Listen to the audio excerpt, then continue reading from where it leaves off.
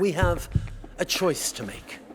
We can decide to move forward instead of returning to the status quo. We can choose to embrace bold new solutions to the challenges we face and refuse to be held back by old ways of thinking. As much as this pandemic is an unexpected challenge, it is also an unprecedented opportunity.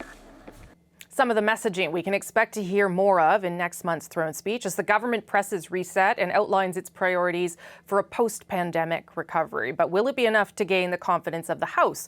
Was proroguing Parliament the right move? It's Thursday, so we had to call back at issue after this very busy week. Chantal Hébert, Andrew Coyne, and Althea Raj. It's almost like, I feel like Monday was like 2 weeks ago when we last talked and Bill Morneau had quit. But lots has happened since Monday. Let's start with the prorogation, the decision to shut down Parliament until September 23rd. Althea, I'm going to start with you. Was this politics or was this a legitimate move to reset? Was it both?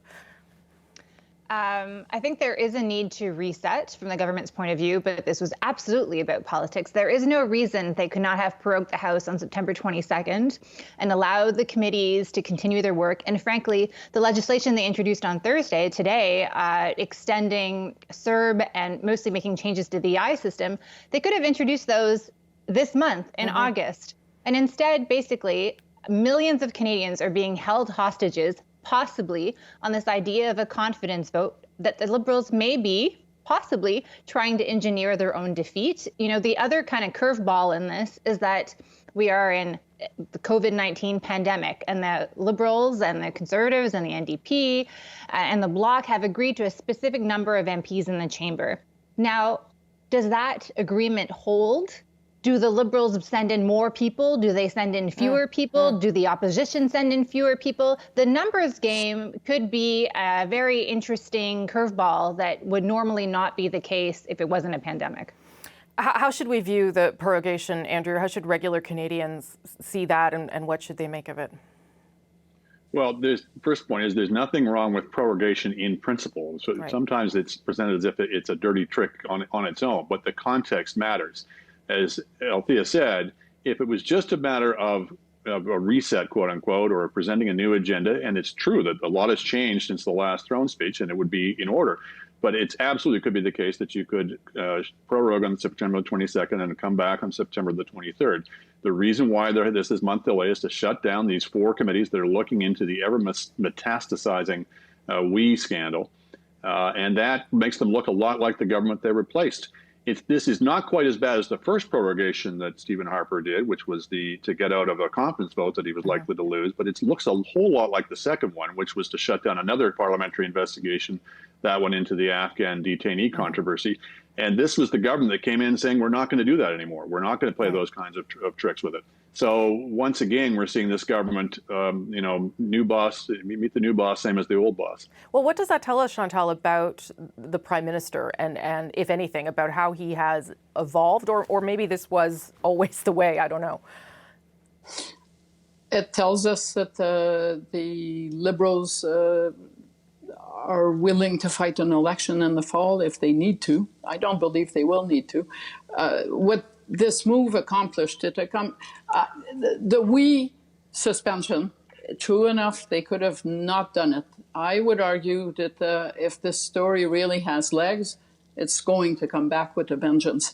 That is exactly what happened with the sponsorship issue, with Parliament prorogued and then Paul Martin coming back, and it only remained as a cloud that eventually drowned out his government's efforts on every other front. So yes, there's politics involved, but what Justin Trudeau has also done, and it was within his purview, I'm not sure that I totally disagree with the notion that he changed the terms of engagement. You had the Bloc Québécois saying, we can't wait to come back to the House of Commons to put in a non-confidence motion on ethics, and the government could fall and we're ready to go in an election, albeit we don't want one.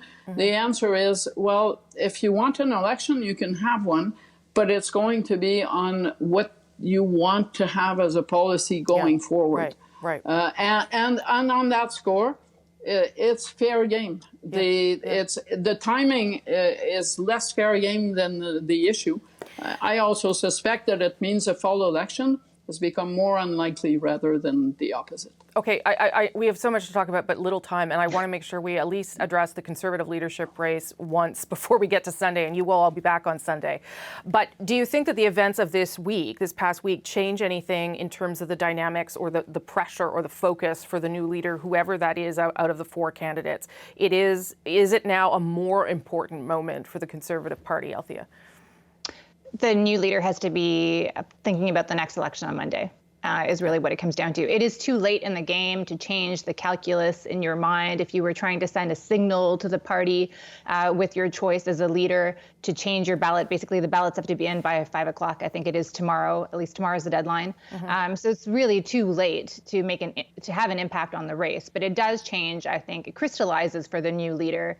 The fact that they have to go heavy on candidate recruitment, they need to decide what the party plans to talk about. There will maybe not be a policy convention before we have another election. So it basically, frankly, gives a lot of cards to the new leader. It gives a lot of cards, but that seems to be a lot of pressure too, Andrew, to have to come up with new ideas, perhaps on a timeline that you maybe weren't expecting. Well, absolutely. This is a party that has both historically and in recent history has had trouble defining itself. It has trouble standing up for what it believes after it has defined it. And none of these leaders are particularly going to light the house on fire in terms of bringing in new thoughts about where we're going, in particular in the economy. The Liberals are signaling they are going to take a major turn to the left. What is going to be the Conservative response to that? They have very little time and not a great track record. Yeah, and we already saw the Prime Minister sort of speaking about that the other day, Chantal, when he talked about other parties will want to, restrain, funding, and they'll want to make cuts. And obviously, as Andrew said, the Liberals are preparing to turn on the taps here. Well, even today's announcement on SORB and going forward on EI, I can't even imagine how the NDP could want to defeat the government on issues like that. So if anyone who wins on Sunday believes that prosecuting Justin Trudeau and his government is going to do the trick, that person, hopefully for the Conservative, would not be their leader. Because when the election comes, it's going to be about the way forward. The circumstances are too radically different from anything we've known to believe that you can win an election just by having the government defeat itself. It's going to be a lot more complicated than that. In an environment pandemically related that we don't really know all that much about yet. And is there someone better suited, Andrew, to not be just prosecuting the Liberals and the government, but actually to be advancing an agenda that would make sense post-pandemic or into the next phase of it? Do you like how I did that? Do you like how I did that? They're not in this race. I was going to say Mark Carney, but that's the trouble is, and I guess I'll go back and say I think Stephen Harper is partly to blame for this, for not recruiting and promoting people so that you have a richer field of candidates when the time came.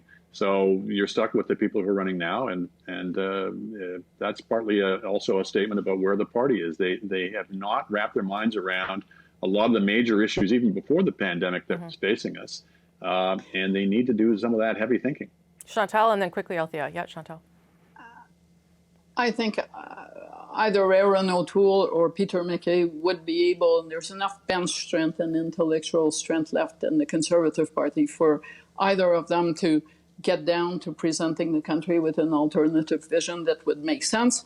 I'm not sure that that's the advice that either of them would be getting. Yeah. But I am mindful that every time that a leader has been elected to the Alternative Party, everyone has said, well, whoever is running is not up to the job. Last word to you, Althea, on that. Most of them weren't. I feel like you're kind of asking us to say who we think should be the next leader. And we're not going to. I would just say, I think there's going to be a lot of pressure with regards to the U.S. election as well. And then we're like, let's not forget, there's going to be at least 2 confidence votes, right? There's a vote on the speech from the throne, and then there will be a vote on the budget. So even if they survive speech from the throne, the opposition has the opportunity to defeat them on the budget. And the way things are going, I'm sure Justin Trudeau would much rather run an election with, Donald Trump still in office than he would with Joe Biden. And Joe Biden is suggesting, millions, in fact, trillions of dollars of public spending to beef up the American economy, to do more buy American things, to really engage in industrial policy. And in some ways, what we're seeing is the Liberals seem to be suggesting that they too are going to be doing something similar. And in fact, when you look at the platforms of Erin O'Toole and Peter MacKay, they're also suggesting something similar, but with no numbers attached. So we may actually have just an election, if we do have an election, where it's pick whoever you feel is the best leader, and the plans kind of maybe resemble each other. Who knows? Okay. I tried my best, but you were all too wily for me. Thank you all, and I will see you all back here on Sunday for the leadership results, and then later on the national that night. Thank you all. Appreciate it very much.